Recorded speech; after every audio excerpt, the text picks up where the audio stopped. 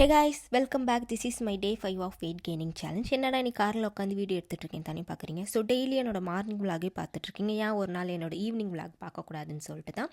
அதே same time நான் காலையில் என்னென்ன வேலை பண்ணணுமோ என்னோட டயட், ஃபுட், யோகா, ஸ்டடி நான் எல்லாமே முடிச்சிட்டேன். என்னோடய வேலை மேலே இன்னைக்கு கொஞ்சம் சீக்கிரமாக என்னை வீட்டுக்கு விட்டுட்டாங்க. அதனால் நான் சீக்கிரமாக வீட்டுக்கு வந்துட்டேன். வீட்டுக்கு வந்து பார்த்தா எங்கள் அப்பா வந்திருந்தார். ஸோ எங்கள் அப்பா வந்து நான் டெய்லியுமே பார்க்க மாட்டேன், எப்போனா தான் பார்ப்பேன். ஸோ அந்த பார்க்குற கொஞ்ச நேரமாக இருந்தாலுமே நாங்கள் ஹோல் வீக் என்ன நடந்துச்சு ஏதாச்சு அப்படி சொல்லிட்டு 2 பேரும் நிறையா பேசி இது பண்ணிகிட்ருப்போம். ஸோ அவர் எல்லாம் பேசி முடிச்சுட்டு அவருக்கு ஒரு பாய் சொல்லிவிட்டு போயிட்டு ரீஃப்ரெஷ் ஆகலான்னு சொல்லிட்டு குளியலில் ஒன்று போட்டுட்டு வந்துட்டேன்.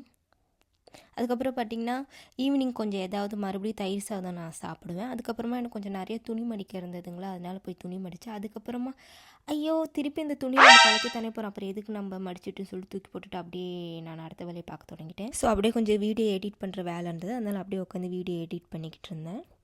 ஒரு வழியாக வீடியோ எடிட் பண்ணி முடிச்சிட்டேன். அப்படியே கொஞ்சம் நேரத்தில் மண்டைக்கோளாறு ஆயிடுச்சு. அப்படியே படுத்துகிறேன். ஏன்னு பார்த்தீங்கன்னா இன்னும் நைட்டுக்கு நான் 3 முட்டை, 1 கப் ஸ்மூதி குடிக்கணும்.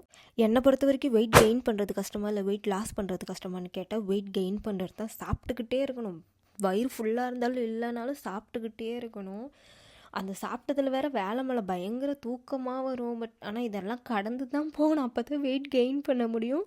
நம்ம வீடியோவை யாராவது புதுசாக பார்த்துட்டு இருந்தீங்கன்னா ஃபாலோ பண்ணிக்கோங்க. அப்படியே கொஞ்சம் கமெண்ட் பண்ணிங்கன்னா எனக்கு இன்னும் கொஞ்சம் மோட்டிவாக இருக்கும். பை.